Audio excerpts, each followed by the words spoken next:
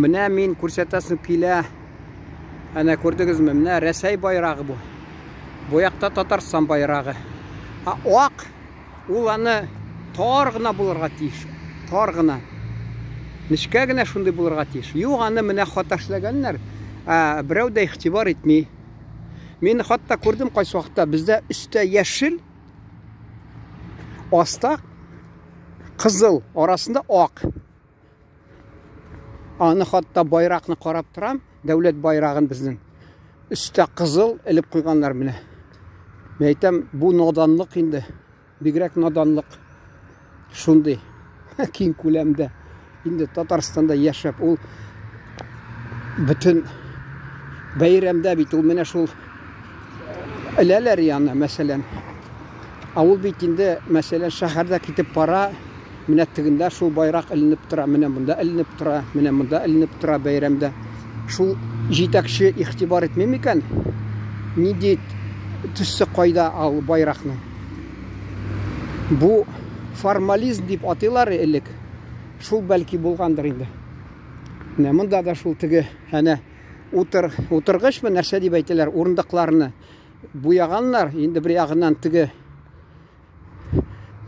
үзләренә калса инде алар нәрсә дип атыйлар инде, аны безнең толерантность, янсы мактарга була, әмма әйтәләр бит, благими намерениями вымощена дорога в ад дип әйтәләр. Шуңа күрә монда да имеш бу Италиянең байрагы булып чыга.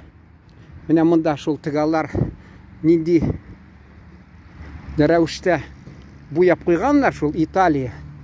Аны мазаклап журналда язып чыгарга була инде. Җәмәгать нәрсә хакында сөйләр идем. Менә бездә хәзер инде интернет аркасында мәгълүмат күбәя башлады. Ул инде элек кеше китапханага барып, китап сорыйдыр, анарга язып алып, бер атнадан кил дип, ике атнадан кил дип, шунасын кирәк китапны аладыр, укыйдыр. Я даже этому рада, потому что... Хәзер инде интернетка кирсә бөтен мәгълүмат бар.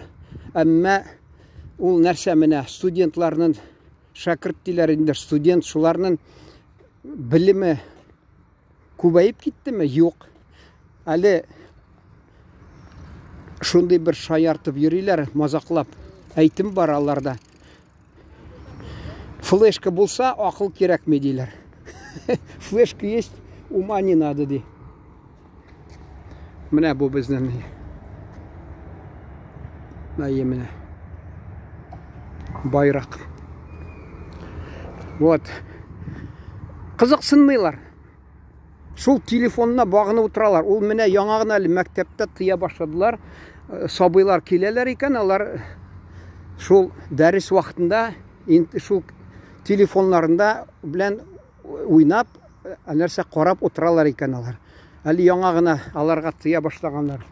Менә мин безнең журналистика факультетының юбилее булган чакта мин анда барган идем. Шунда мин бер кафедраның мөдиреме, шуның белән сөйләшеп киткәник. Ул белеп алды мин туган авыл хакында китап язганны, тарихын. Ул инде кызыксынып, чөнки мин Көньяк Уралдан, ул ничеген Урта Урал дип, шундагы кеше, ул мен әйтәм, китап саны бик аз. Шуңа күрә мин сезгә бирә алмыйм дидем. Хәзердә берәү генә калды ни барысы. Шунда ул әйтә, сез ичмасам интернет аша җибәрегез дидем. Мин инде җибәреп булырмы, юкмы? Анда һәр кайсы анда инде көйләнмәгән карарга. Шунда ул сөйләп китте шунда студентлар хакында. Алар ди менә язучыларның әсәрләре белән кызыксынмыйлар ди, кызганычка каршы ди. Шул телефонга багынып, шул телефонны актарынып, шунда гел утыралар ди. Актарынып утыралар ди, шул телефоннарны ди. Безнең мәсәлән, без оқыған шақта университетта журналист факультетінде бізге қошалар орыс әдәбият бойынша аларның әсәрләрен оқырға һәм сөйләп берергә, анализ ясап, шет илдәге язучыларның да әсәрләрен, мен аларны хатта Ругон Макары, Эмиль Золя, мәсәлән, Исповедь сына века, Альфред де Мюссе, һәммәсен мин мәсәлән аларны исемләре беләм, әле башта калган. Хәзер ул менә син килеп сора алардан. Беләсеңме, мәсәлән, син фәлән язучыны ди. Алар белмиләр. Анары да Бальзак нинди әсәрләре бар дип, мәсәлән, Отец Горио, тагы Мапассаны, мәсәлән, Гиди Мапассан, Жизнь, милый друг дигән, мәсәлән, Пышка дигән. Алар юк, белмиләр. Түләүле булгач, аларны инде кем инде югары уку йортынан кем узатып чыгарып җибәрә инде. Син менә белемең түбән бик, шуңа күрә кит дип. Акча түләгәч тоталар инде. Чөнки югары уку йортында алар җитәкчеләренә шул теге хөкүмәт бик аларны матди финанс ягыннан ярдәм итмәгәнгә күрә, алар инде тотыналар, инде шул теге таяналар, шул теге халык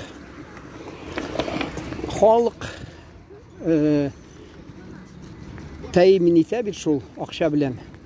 Шунарга шатланып, канагать булып алар яшиләр.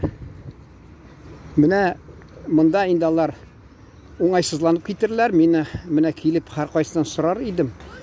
Шул теге язучыларның Честертон, мәсәлән, шул тагы кайсы язучылар, төрле язучылар, әле аларны беләсезме, алар әсәрләрен беләсезме? Минемчә, алар күбесе 90% юк дип әйтерләр. Инде менә вакытында мин газетта эшләгән чакта бер комсомол аларның бер бәйрәме узган.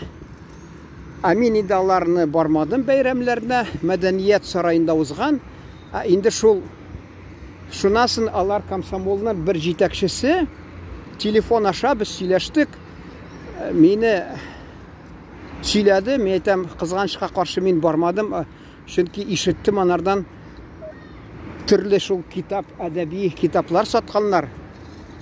Ул миңа мен кызыксынган, ул вакытта дефицит дип атаклыйлар. Ожегов, мәсәлән, сүзлеге, аңлатмалы сүзлеге, мәсәлән, ул дефицитка әйләнгән. Тагы да, мәсәлән, инде бүтән язучылар. Ул миңа Ожеговны Ожогов дип әйтте, атады. Мен инде аңладым, бу кеше надан, инде үзе комсомол җитәкчесе, шуңа карамастан надан икән. Икенчесе Альфонс Дадеме, Альфонс Даде, язучы. Ул аны Доде дип әйтте. Мен әйтәм, бу да белми икән монсы. Алар укыганмы, юкмы белмим, әмма алар хатта язучыларның исемләрен дә фамилия дип әйтәләр. Түрк кардәшләребез сояды ди, ады сояды ди. Шуларында хатта дөрес әйтмәгәч, мен әйтәм, шикләнә башладым. Укыган микән алар? Алар кайсылары шул теге мода дип китапларны алып укыса яри. Әле мин китапларны күп җыйдым да, бүтән бер торган җиргә барып элек шунда тапшырдым. Шунда ята алар. Бик күп. Анда шул торган кешеләр миннән кызыксынды. Син аларны укыдыңмы ди? Мен әйтәм, мин бәлки аларны барысында укымас идем, әгәр дә безне университетта, журналистика факультетында бездән таләп итмәсәләр. Бездә катгый рәвештә, шулай рәвештә бездән таләп итәләр. Менә шулай белегез дип. Шуңа күрә мин аның 3-нең 1-ен сөйли алам, нәрсә турында язган. Жәмәгать шуның белән тамамларга рөхсәт бирегез. Мин чөнки менә белмим, кайсы вакытта мин алып барам тапшыруны. Әгәр дә халык кызыксынса, мин аны дәвам итәм. Шуңа күрә вакытыгызны аласым килми. Кемдер хөрмәт итеп миңа вакытын исраф итәдер.